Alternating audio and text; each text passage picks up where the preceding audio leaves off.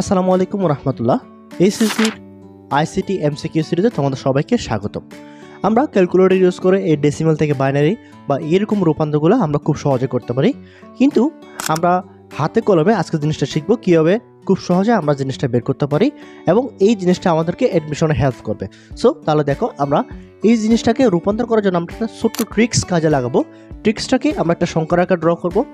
1 2 4 8 16 32 64 128 আমরা একটা সংখ্যা আকারে ড্র করলাম।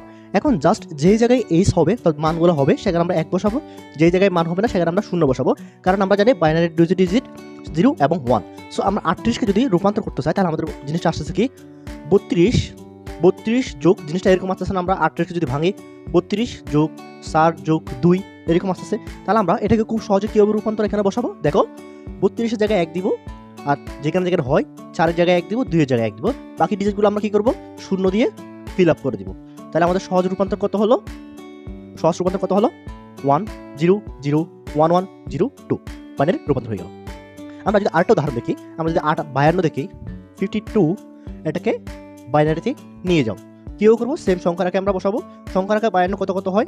32 যোগ 16, 32 16 48, 48 সাথে 4 যোগ করলে কত হয়? 52 হয়। তাহলে আমরা 0 0 0, তাহলে আমরা সুন্দর পেয়ে গেলাম বাইনারি সংখ্যা। এরকম ভিডিও পেতে আমাদের পেজ এবং আমাদের ইউটিউব চ্যানেল সাবস্ক্রাইব করে রাখো। ধন্যবাদ।